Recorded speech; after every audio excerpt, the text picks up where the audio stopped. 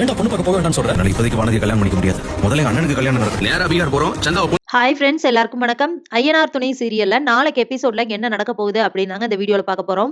வானதி வீட்ல பொண்ணு பார்க்க வராங்க அப்படின்னு சொல்லிட்டு எதிர்பார்த்துட்டு இருக்காங்க. ஆனா யாருமே வரல. உடனே வானதி வந்து பாண்டியனுக்கு ஃபோன் பண்றாங்க. ஆனா அவர் ஃபோனையே எடுக்கல. திருப்பி திருப்பி கூப்பிட்டு பார்த்துட்டு சேரனுக்கு ஃபோன் பண்றாங்க.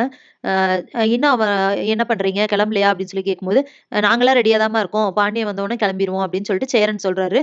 பாண்டிக்கு ஃபோன் பண்ணேன், ஃபோனே எடுக்கல அப்படின்னு சொல்லிட்டு அவங்க சேரன் சொல்றாரு. இவங்களும் வானதி வந்துட்டு நானும் ஃபோன் பண்ணேன், ஃபோனே எடுக்கல அப்படின்னு சொல்றாங்க.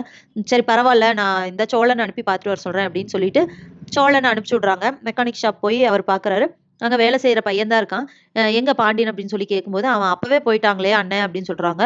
இத கேட்டுட்டு சோழனுக்கு ஒரே ஷாக்கு. வீட்ல எல்லாருமே ரெடியா இருக்கோம், இவன் ஏன் வரல அப்படின்னு சொல்லிட்டு வீட்ல வந்து, ஆனா அவன் அப்பவே போயிட்டான்னு சொல்றாங்க, கடையில வேலை செய்யற பையன் அப்படின்னு சொல்றாங்க. அப்போ பாண்டியன் வந்துட்டு ஒரு இடத்துல உட்காந்து யோசிச்சுட்டு இருக்காரு. நம்ம இந்த கல்யாணத்துக்கு சரின்னு சொல்லுவோமா, வேணான்னு சொல்லுவோமா? வானதி வந்து இப்படி பேசிட்டு இருக்காளே, என்ன பண்ணலாம்? அப்படின்னு யோசிச்சுட்டு இருக்காரு. திரும்ப திரும்ப எல்லாரும் ஃபோன் பண்றாங்க. அதுக்கப்புறமா வந்துட்டு சேரன் ஃபோன் பண்ணவுமே பாண்டியன் கிளம்பி வராரு. அப்ப அவர் வந்தவுடனே, "என்னடா இவ்ளோ லேட் ஆகி உட்கார்ந்திருக்க? கிளம்பு போலாம். நம்ம இன்னைக்கு போகணும்ல அவங்க வீட்டுக்கு பொண்ணு பார்க்க" அப்படின்னு சொல்லிட்டு சேரன் சொல்றாரு.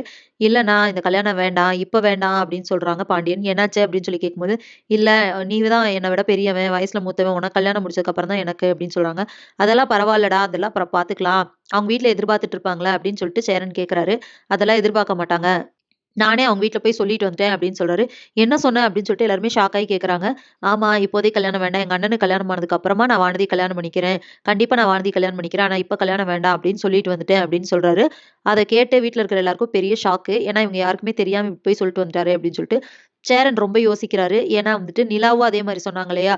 உங்களுக்கும் கல்யாணம் ஆயிரும். அதுக்கப்புறமா பாண்டியனுக்கும் கல்யாணம் ஆயிருச்சு அப்படின்னா, நான் இந்த வீட்ல இருக்க மாட்டேன். நான் வெளிய போயிருவேன். இந்த வீட்ல வேற 2 பொண்ணுங்க வந்துருவாங்க.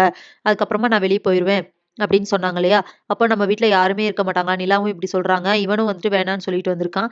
என்னதான் நம்ம பண்றது அப்படின்னு சொல்லிட்டு அவங்க அண்ணா ரொம்ப யோசிக்கிறாரு சேரன். ஸோ நம்மளால தான் எல்லாத்தோட லைஃப்பும் பாதிக்கப்படுதா? ஸோ நம்ம ஃபர்ஸ்ட் கல்யாணம் பண்ணிக்கலாமா? அப்படின்னு சொல்லி யோசிக்கிறாரு. ஸோ இதுக்கப்புறம் என்ன நடக்க போகுது அப்படிங்கிறத இனி வர்ற வீடியோல ஒண்ணு ஒண்ணா பார்க்கலாம் ஃப்ரெண்ட்ஸ். அதுவரைக்கும் வெயிட் பண்ணுங்க. நன்றி, வணக்கம்.